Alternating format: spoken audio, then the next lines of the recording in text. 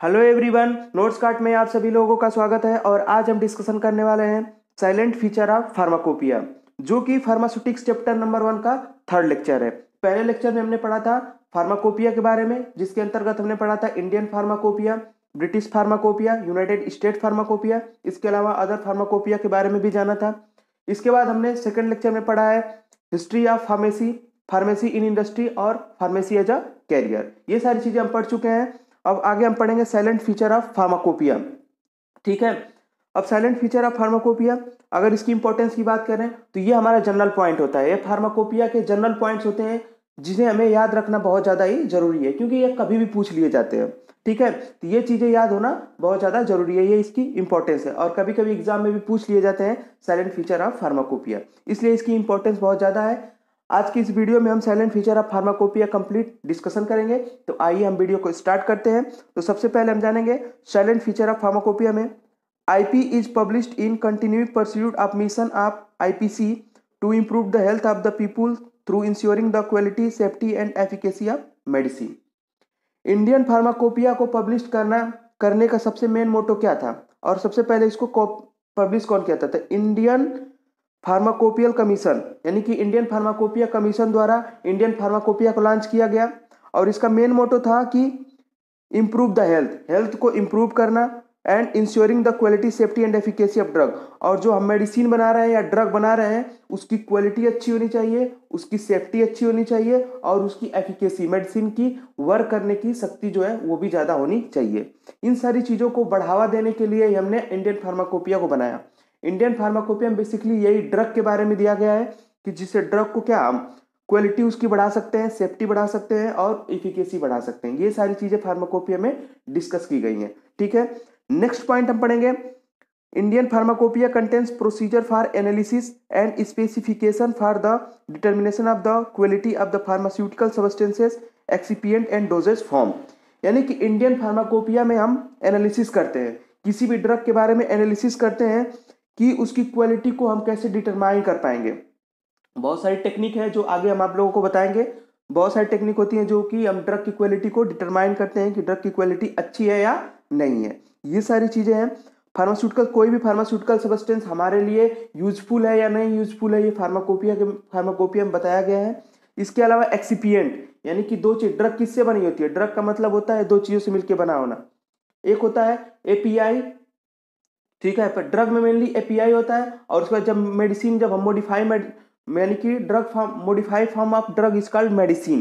तो जब हम मेडिसिन बनाते हैं तो उसमें एपीआई प्लस एक्सिपिएंट ऐड कर देते हैं, तो उससे क्या होता है? मेडिसिन होता है।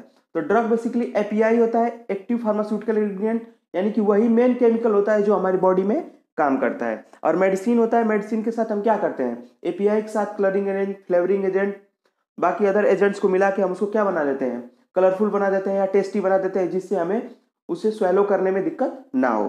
ठीक है, तो उस सारी चीजों का जांच करना, डोजेज फॉर्म, यानी कि टैबलेट सुटेबल होगा या कैप्सूल सुटेबल होगा, इंजेक्शन या सिरप, कौन सा डोज किसके लिए सुटेबल होगा, ये सारी चीजें किसमें दे रखी है? फार्माकोपिया में दे रखी है। ठीक है, नेक्स्ट थर्ड पॉइंट देखें तो general chapter on volumetric glassware, conductivity, dissolution test, disintegration test, dimension of hard gelatin capsule shell ETC has been revised. तो इंडियन फार्माकोपिया में क्या किया जाता है? जैसे जैसे नए नए इक्विपमेंट आते हैं तो उसको क्या किया जाता है? अपडेट कर दिया जाता है। ठीक है, जैसे कि वॉल्यूमेट्रिक ग्लासवेयर है, वॉल्यूमेट्रिक ग्लासवेयर में जो भी कोई नया इक्विपमेंट आया या कोई नई चीजें उसमें टेक्निक आई तो उसको क्या कर दिया जाएगा? नई फार्माकोपिया में अपडेट कर दिया जाएगा। और उसी के अकॉर्डिंग हमें क्या करना होता है? एक्सपेरिमेंट परफॉर्म करना होता है या कोई भी कार्य करना होता है तो हम उसी के अकॉर्डिंग करते हैं। नेक्स्ट कंडक्टिविटी डिसोल्यूशन टेस्ट, यानी कि किसी भी ड्रग की कंडक्टिविटी भी देखी जाती है, ये तो उसका टेस्ट होता है। डिसोल्यूशन टेस्ट भी देखा जाता है। आगे सारी चीजें के बारे में आपको डिटेल मिलेगा। Disintegration test, dimension and hard gelatin capsule, यानी कि कोई भी कैप्सूल है उसका डायमेंशन कितना होना चाहिए, यह सारी चीजें भी डिसाइड कौन करता है? फार्माकोपिया करती है। और इसके अलावा इसे क्या किया जाता है? बार बार रिवाइज किया जाता है। जैसे जैसे नई नई टेक्निक्स आती हैं उस हिसाब से फार्माकोपिया में भी चेंजेस किए जाते हैं। नेक्स्ट आगे बढ़ेंगे हम। IP have been extended to include the product of the biotechnology, indigenous herbs and herbal products, veterinary vaccines and additional antiretroviral drug and formulation inclusive of the commonly used fixed dosage combination। ठीक है, तो कहने का मतलब है कि पहले जब फार्माकोपिया बनी थी तो उसमें ये सारी चीजें यानी कि बायोटेक्नोलॉजी, वेटनरी वगैरह प्रोडक्ट नहीं ऐड था। लेकिन अभी जो एक नई फार्माकोपिया आई है तो उसके अंतर्गत हमने बायोटेक्नोलॉजी यानी बायोटेक्नोलॉजी को भी ऐड कर दिया है। उसके अलावा हर्ब और हर्बल प्रोडक्ट्स के बारे में भी ज्यादा नॉलेज उसमें दी गई है।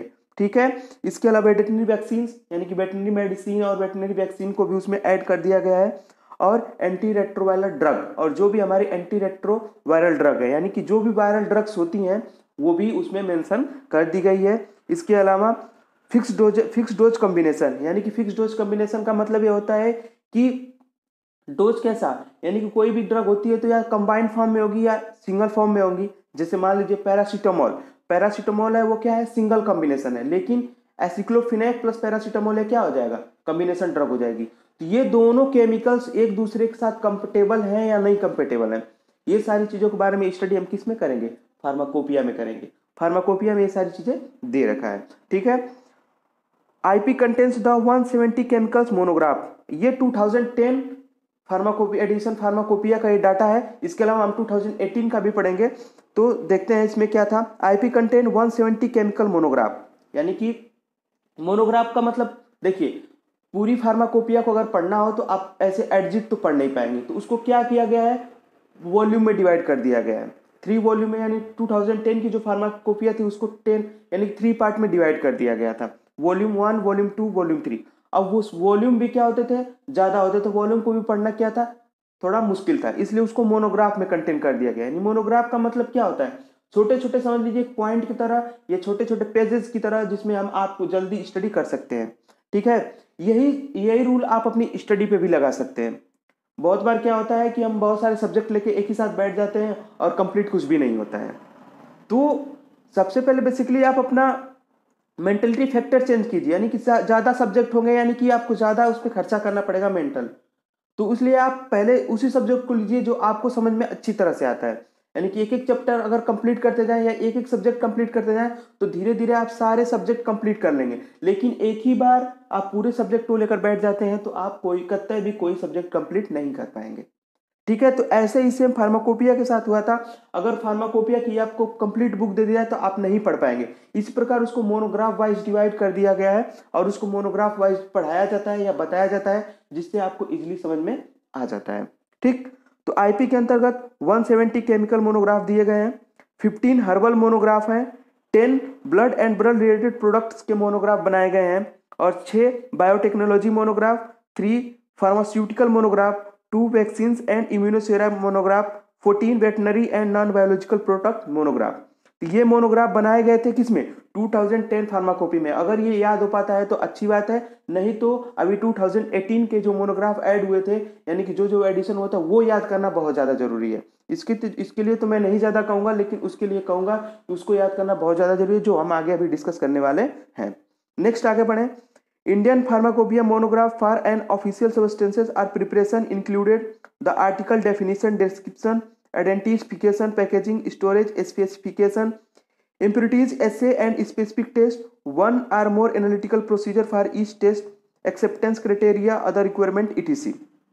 तो इंडियन फार्माकोपिया में जो मोनोग्राफ बनाया गया है उसमें देखिए पर्टिकुलरली क्या डिस्कस किया गया है, यानी कि किसी भी सब्सटेंस, कोई भी सब्सटेंस या उसकी प्रिपरेशन के लिए हमें क्या क्या करना पड़ेगा। यानी कि उसकी सबसे पहले डेफिनेशन दी गई है, ठीक, उसमें उसका डिस्क्रिप्शन दिया गया है। कोई भी सब्सटेंस है उसका पहले क्या दिया गया है, डेफिनेशन दिया गया है, डिस्क्रिप्शन दिया गया है, उसका आइडेंटिफिकेशन कैसे कर सकते हैं उस सब्सटेंस का, उसके बारे में बताया गया है, पैकेजिंग के बारे में बताया गया, उसका पैकेजिंग कैसे होगा, स्टोरेज कंडीशन क्या होगी उसकी, स्पेसिफिकेशन क्या होगा, इंप्यूरिटीज क्या होंगी उसमें, ठीक है, उसमें कौन कौन सी इंप्यूरिटीज शामिल है, ऐसे एंड स्पेसिफिक टेस्ट उसका क्या होगा, यानी कि उसको स्पेसिफिक टेस्ट क्या होगा उसे पहचानने के लिए, और उसके analytic procedure for each test, और टेस्ट के लिए कौन कौन सी चीजें रिक्वायरमेंट होगी, कौन कौन सा केमिकल की जरूरत होगी, ये सारी चीजें किसमें दी गई है, फार्माकोपिया में। और इसके अलावा acceptance criteria and other requirement में भी बताया गया है उसमें फार्माकोपिया के बारे में, फार्माकोपिया में। ठीक है, तो कोई भी सब्सटेंस आप स्टडी कर रहे हैं तो उसकी कंप्लीट डिस्कशन या कंप्लीट स्टडी आपको फार्माकोपिया में मिल जाएगी। ठीक है, general chemical test and TLC for identification of an article has been almost eliminated and more specific infrared ultraviolet spectrometer and HPLC test has given emphasis। यानी कि सबसे पहले क्या होता था, हम सबसे लोवेस्ट होता है TLC काउंट, यानी कि टोटल ल्यूकोसाइट काउंट। ये हमारा क्या है, एक टेस्ट है, ब्लड टेस्ट होता है, ठीक है। अब इसको क्या धीरे धीरे उसको फार्माकोपिया से रिप्लेस किया जा रहा है, यानी कि फार्माकोपिया में रिप्लेस करके नई नई टेक्निक के नए नए टेस्ट लाए जा रहे हैं, जैसे कि इंफ्रारेड टेक्निक है, जिसका भी आपको डिटेल जरूर मिलेगा। अभी आगे बढ़ते जाएंगे तो उसमें डिटेल आपको दिया हुआ है, उसमें डिटेल आपको बताया जाएगा इसका टेस्ट कैसे होता है। नेक्स्ट अल्ट्रावायलेट स्पेक्ट्रोमीटर टेस्ट, इसमें भी आप लोगों को बताया जाएगा। इसके अलावा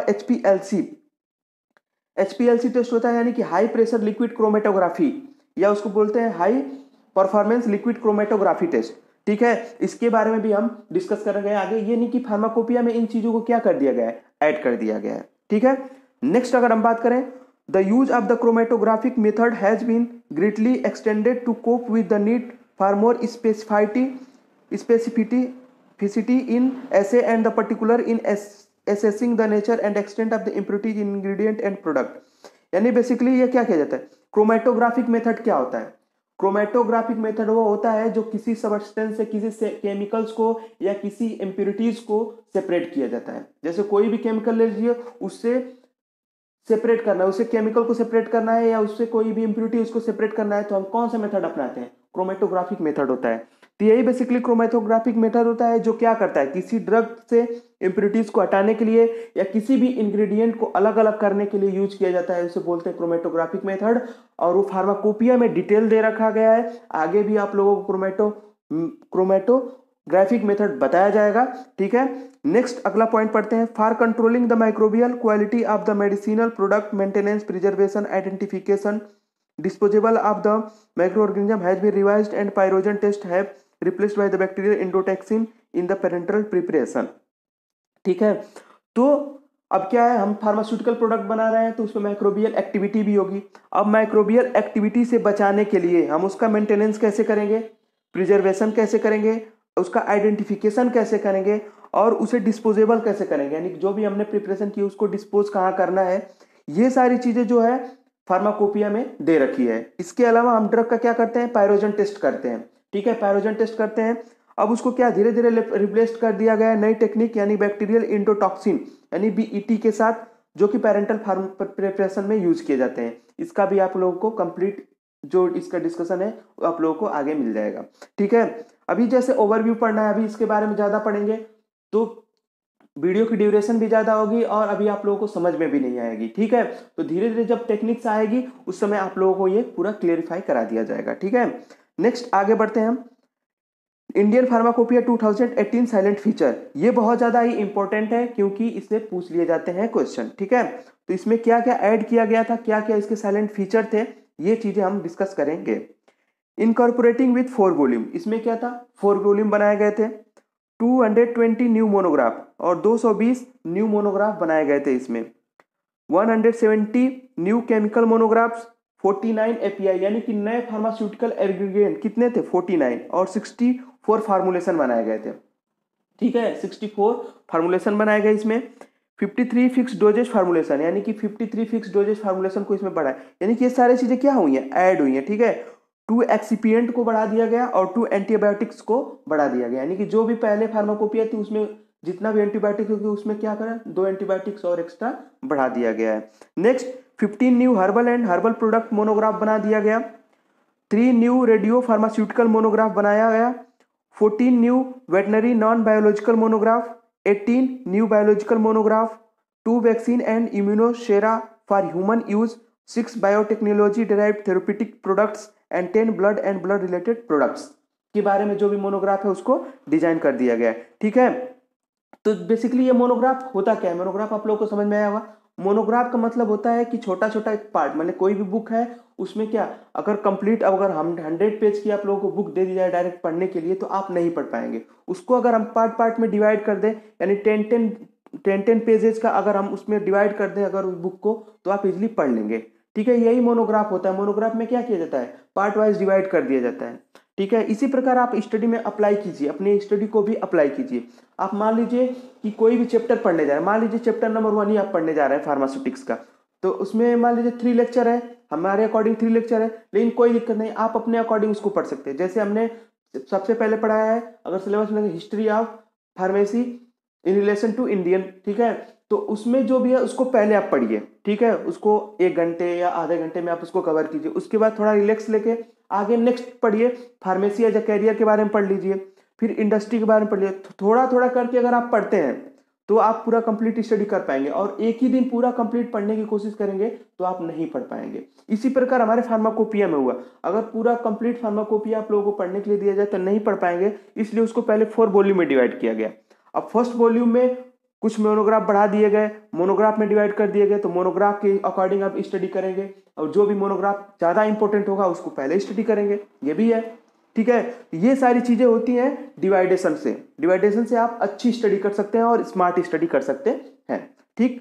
आगे थैंक यू फॉर वॉचिंग, और हमसे जुड़े रहने के लिए आप हमें हमारे व्हाट्सएप ग्रुप को और टेलीग्राम ग्रुप को ज्वाइन कर सकते हैं, और नोट्स के PDF को प्राप्त करने के लिए आप हमारी वेबसाइट www.notescard.com पे जाके विजिट कर सकते हैं, और वहाँ से डायरेक्ट PDF को डाउनलोड कर सकते हैं। आज की इस वीडियो में हमने साइलेंट फीचर ऑफ फार्माकोपिया के बारे में देखा है। इसके अलावा जो हमारे फार्मास्यूटिक्स चैप्टर नंबर 1 का जो भी 2 लेक्चर है उसका लिंक जो है आपको डिस्क्रिप्शन में मेंशन कर दिया जाएगा, और आप वहां से डायरेक्ट दोनों वीडियो को देख सकते हैं। और इसके अलावा अगर आप लोगों को ये समझ में नहीं आ रहा है तो आप हमारी वेबसाइट डायरेक्ट notescard.com पे विजिट करेंगे, वहां पे भी आपको फार्मास्यूटिक्स फर्स्ट चैप्टर नंबर 1 के बारे में जितनी भी डिटेल है, यानी जितने भी लेक्चर्स हैं वो आप लोगों को एक ही साथ मिल जाएंगे, और वहां से भी आप उसको देख सकते हैं, ठीक है फ्रेंड्स। तो आज के लिए इतना ही, थैंक यू फॉर वॉचिंग, मिलते हैं अगले लेक्चर में।